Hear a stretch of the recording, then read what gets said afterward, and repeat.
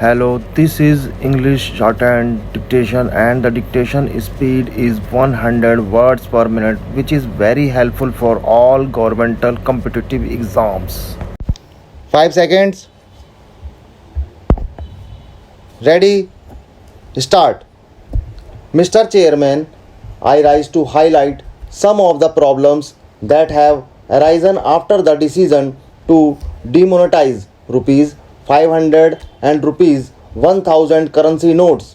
The Prime Minister has been arguing that this is the way to curb black money, to prevent growth of counterfeit currency notes, and also to help in control of terrorist finance activities.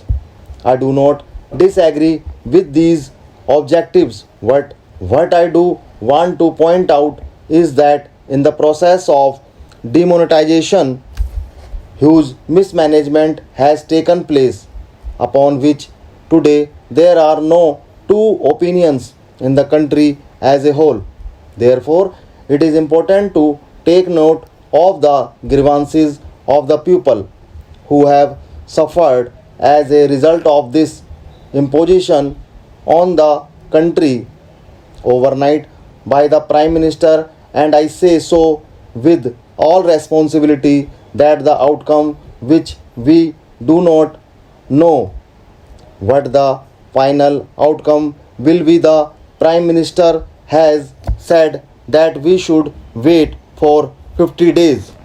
Well, 50 days is a short period, but for those who are poor and deprived sections of the community, even 50 days of torture can bring about disaster effect, and that is why a lot of people have lost their lives. These incidents weaken and erode our people's confidence in the currency system or in the bank system.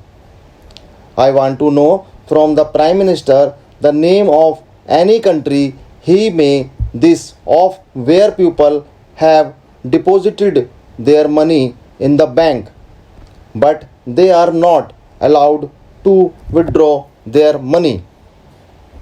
This alone, I think, is enough to condemn what has been done in the name of greater good of the people. Sir, I would further like to point out that, in my opinion, this scheme of demonetization, the way it is being implemented, will hurt agricultural growth in our country. It will hurt small industry, and it will also hurt all those people who are in the informal sectors of the economy. My own feeling is that the rate of growth of national income can decline by about 2 percentage point as a result of what has been done. This is an underestimate and not an overestimate. Therefore, I feel that the Prime Minister must come with some constructive proposals as to how we can implement the scheme and at the same time prevent the distress that has been caused to the common people. It is no good that every day the banking system comes with modification of the rules, the conditions under which people can withdraw money. That reflects very poorly on the Prime Minister's office, on the Finance Minister's office, and on the Reserve Bank of India. I am very sorry that the Reserve Bank of India has been exposed to this sort of criticism, which I think is fully justified. I therefore would not like to say much more than this. I urge upon the Prime Minister to find practical, pragmatic ways and means to relieve the distress of the people, who happen to be a great majority of our people. After all, 90% of our people are in the informal sector. 55% of our workers in agricultural sector are reeling under distress. The cooperative bank system, which serves a large number of people in the rural areas, is non-functional and has been prevented from handling case. So all these measures convince me that the way the scheme has been implemented, it is a huge management failure, and in fact it is a case of organized loot and legalized plunder of the common man. Sir, with these words I conclude it is not my intention to pick holes in what one side does or what another side does, but I sincerely hope that the Prime Minister will, even at this late hour, help us to find practical, pragmatic ways and means to provide relief to the suffering people of this country. Mr. Deputy Chairman, sir, in February 2014, here in the Rajya Sabha, while passing the Andhra Pradesh Reorganization Bill, I, as the then Prime Minister, made 6 promises on the floor of this august House.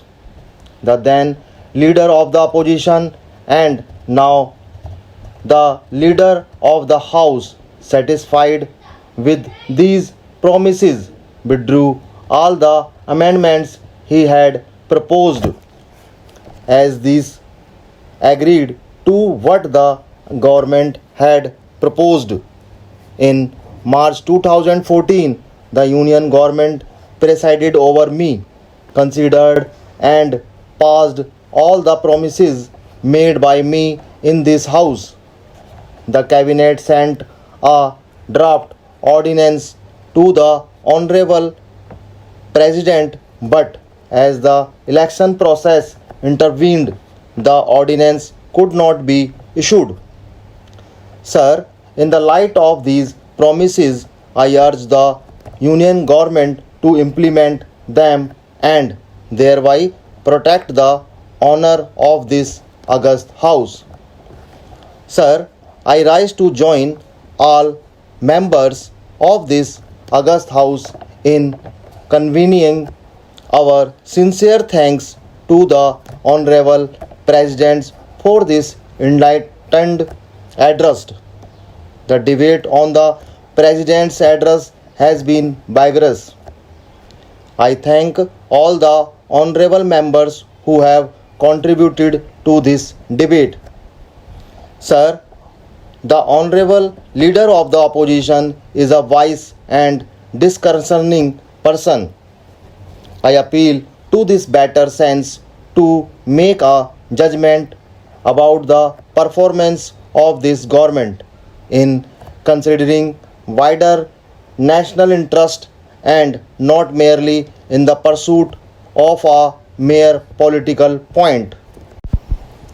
Sir, Sri Jaitley made a powerful speech and I listened with great interest to the points that he has made. His first point, with which I agree, is that our country needs a growth rate of 8 to 9% if we are to get rid of chronic poverty and large scale unemployment of our youth.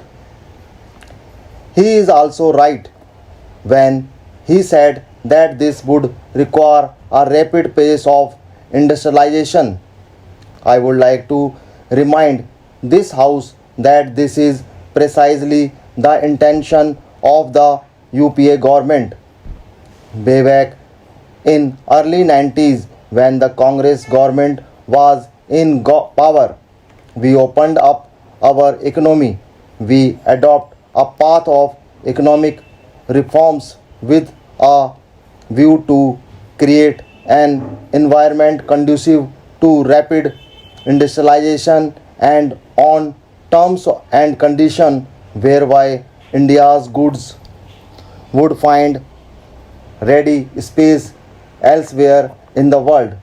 At that time also there were lots of doubts about the wisdom of the government, and I recall the debates in both the houses when the members of the opposition rose to criticize the budget that I presented at that time. And since then there have been three governments. The Congress government went out of office in 1996. It was followed by the United Front government and later the NDA government.